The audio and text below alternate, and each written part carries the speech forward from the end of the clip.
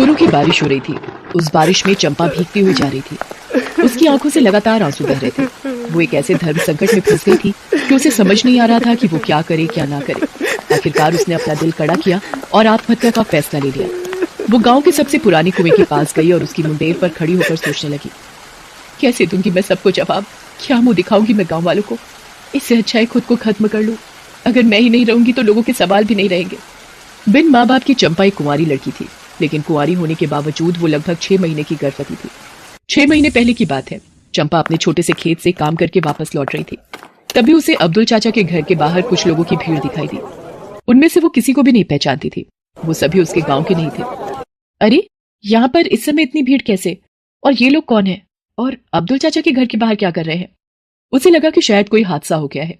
सबकी मदद को हमेशा तैयार रहने वाली चंपा भागी भागी भीड़ तक पहुंची।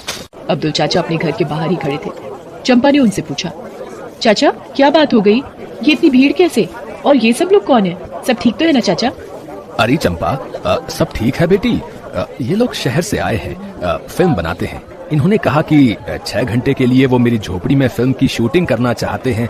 इसके 10,000 रुपए मिलेंगे। अरे वाह, 10,000! चाचा मेरी झोपड़ी में भी शूटिंग करवा दो ना, मुझे भी पैसे मिल जाएंगे।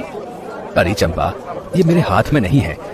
वो जो वहाँ खड़े हैं ना, लाल शर्ट में, वही डायरेक्टर साहब हैं। उनका नाम अमित सक्सेना है।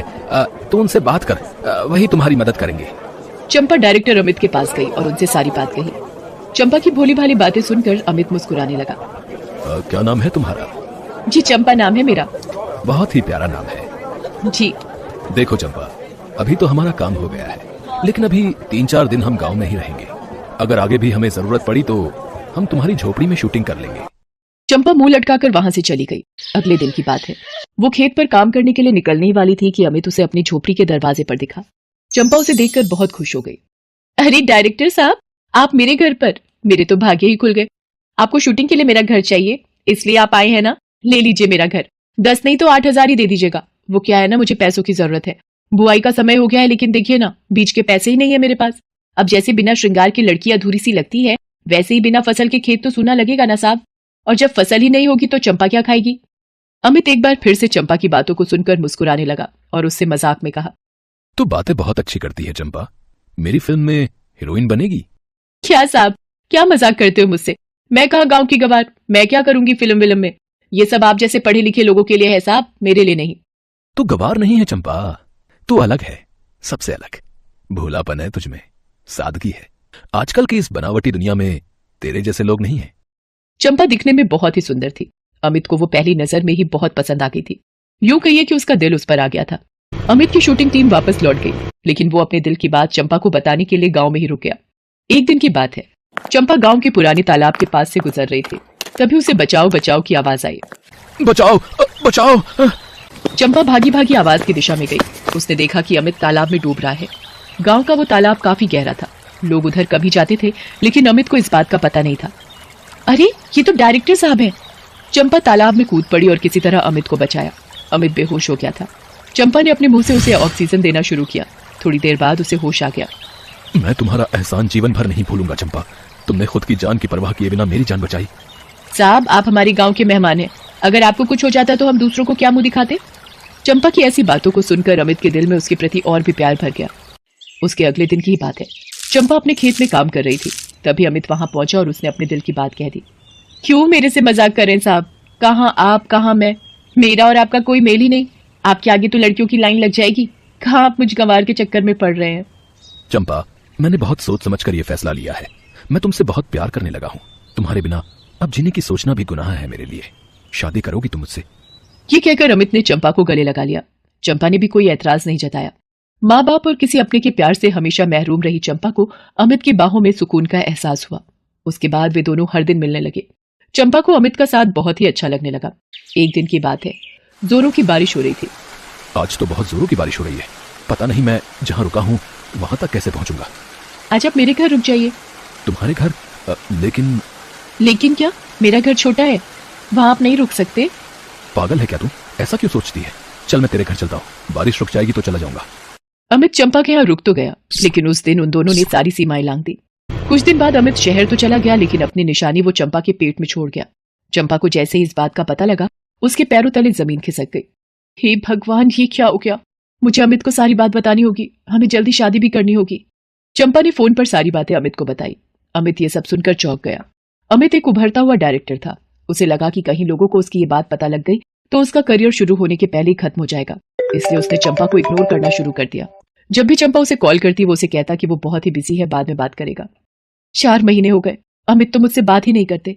कहीं वो शहर जाकर बदल तो नहीं गए? नहीं, ऐसा हुआ तो अनर्थ हो जाएगा। बार बार अमित द्वारा इग्नोर किए जाने पर चंपा ने खुद शहर जाने का मन बनाया। वो अमित के दिए पते पर पहुंची, लेकिन अब उसका अमित वो अमित नहीं रहा जो उसे गांव में मिला था। वो पूरी तरह बदल गया था। तुम्हारा दिमाग खराब है क्या? किसी का भी पाप मेरे माथे पर थोपने चली आई तुम? ये क्या कह रहे हैं आप? आपने मुझसे प्यार किया है और शादी का वादा भी। अरे मैंने कब तुमसे प्यार किया और शादी करने का वादा किया? मेरी क्या मत मारी गई है? अरे मेरा तेरा क्या मेल? तू कहाँ गवार देहाती और मैं कहाँ? चल निकल जा यहाँ से। हाँ, तुझे कुछ पैसे चाहिए तो ले जा। तेरे जैसे लोगों को मैं खूब जानता हूँ। पैसे ऐंठने के लिए वो किसी भी हद तक जा सकते हैं। ये कहकर अमित ने नोटों की गड्डी उसके ऊपर उछाल दी। अमित का ये बदला हुआ रूप चंपा के दिल में खंजर बनकर उतर गया। उसने नोटों की गड्डी उठाकर अमित के हाथों में दी और वहां से गांव लौट आई। गांव से लौटने के बाद भी वो अमित को कॉल करती रही, लेकिन अमित का रवैया नहीं बदला। इस बीच उसके गर्भ को 6 महीने हो गए थे। अब उसका पेट बाहर दिखने लगा था, इसलिए उसने आत्महत्या का सोच लिया और कुएं की मुंडेर पर चढ़ गई। लेकिन अचानक उसकी अंतरात्मा ने उसे झकझोरा। ये तू क्या कर रही है चंपा? तेरे आने वाले बच्चे की क्या गलती है जो तू अपने साथ उसे भी मारने जा रही है? क्या कोई माँ अपने बच्चे की हत्या करती है? चंपा ने आत्महत्या का विचार त्याग दिया। गांव वालों के लाख अपमान के बावजूद उसने एक बेटे को जन्म दिया। उसने उसका नाम अमन रखा। वो उसका खूब ध्यान रखती। उसके जीने का वही तो एक सहारा था।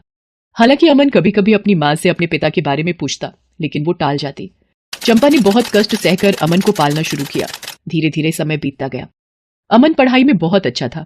उसने MBA की पढ़ाई की और शहर में उसने अपने खुद का बिजनेस शुरू किया। उसका बिजनेस चल निकला, फिर तो उसने पीछे मुड़कर नहीं देखा। कम ही समय में उसकी गिनती मुंबई के बड़े उद्योगपतियों में होने लगी। एक दिन जब वो घर आया तो माँ कहाँ हो तुम? क्या हुआ अमन? माँ जानती हो, पुराने समय के एक मशहूर डायरेक्टर मेरी बायोग्राफी बनाना चाहते हैं। वो क्या होती है बेटा? फिल्म माँ, फिल्म। वो मुझ पर फिल्म बनाना चाहते हैं। नहीं, तुम्हें फिल्मों में काम नहीं करना। ये अच्छी लाइन नहीं होती। धोखेबाज लोग होते हैं इस लाइन में। अमन को माँ का यह व्यवहार बहुत ही अजीब सा लगा, क्योंकि चंपा बहुत ही सीधी साधी और कभी भी किसी की शिकायत नहीं करने वाली औरत थी। अमन को समझ में आ गया कि माँ के इस व्यवहार के पीछे जरूर कोई कारण है। उसने चंपा से उस कारण को जानने की बहुत कोशिश की, लेकिन चंपा ने कुछ नहीं बोला। माँ, आपको मेरे सर की कसम, आपको ये बात बतानी होगी कि आप फिल्म वालों से इतनी नफरत क्यों करती हैं। अपने इकलौते बेटे की कसम के आगे चंपा मजबूर हो गई और उसने सारी बातें उसे बताई। लेकिन जैसे उसने डायरेक्टर का नाम बताया, अमन चौंक गया। वो डायरेक्टर कोई और नहीं अमित ही था जो उसकी बायोग्राफी बनाना चाहता था। माँ, समय का पहिया देख फिर से घूम गया है। वो डायरेक्टर और कोई नहीं, वही इंसान है जिसने तुम्हें बुरी परिस्थितियों में छोड़ दिया था। लेकिन तू फिक्र मत कर, तुझ पर हुए हर जुल्म का मैं हिसाब लूंगा। अगले दिन अमन ने अमित को अपने घर पर बुलाया। जैसे ही उसने अमन के घर के अंदर प्रवेश किया, उसे चंपा की बहुत बड़ी तस्वीर दिखाई दी। उसकी आंखों के आगे पुरानी सारी बातें घूमने लगी। थोड़ी देर बाद जब चंपा अमन के साथ उसके सामने आई तो वो उससे आंख भी नहीं मिला पा रहा था। फिर भी उसने हिम्मत करके उससे पूछा, चंपा, तू यहाँ? ये इस घर की मालकिन है और मेरी माँ है। अब तुम मेरे बेटे हो अमन? नहीं, मैं आपका नहीं, अपनी माँ का बेटा हूं, क्योंकि इन्होंने मुझे आपकी तरह मझधार में नहीं छोड़ा। सारे दर्द सही, लोगों की बातें सुनी, आपकी बेरुखी सही, लेकिन जिंदा रही ताकि मैं खुश रहूं, मैं अपनी मंजिल पा सकूं। ये आपकी तरह भगोड़ी नहीं निकली। अमन की बातें सुनकर अमित की आंखों में आंसू आ गए। उसने चंपा से माफी मांगते हुए कहा, मुझे माफ कर दे चंपा, मुझसे बहुत बड़ी गलती हुई है और उसी गलती की तो सजा है कि इस उम्र में भी मैं दर दर भटक रहा हूं। पत्नी तो कई साल पहले ही छोड़कर किसी दूसरे के साथ चली गई, औलाद तो कोई हुई ही नहीं। मेरे कर्मों की सजा मुझे मिल गई है चंपा, मुझे मिल गई है। अब तू भी मुझे माफ कर दे ताकि मैं ऊपर वाले को अपना मुंह दिखा सकूं। अमित की बातें सुनकर चंपा का गला भर आया। उसने अमित को माफ कर दिया, फिर वो साथ ही रहने लगे।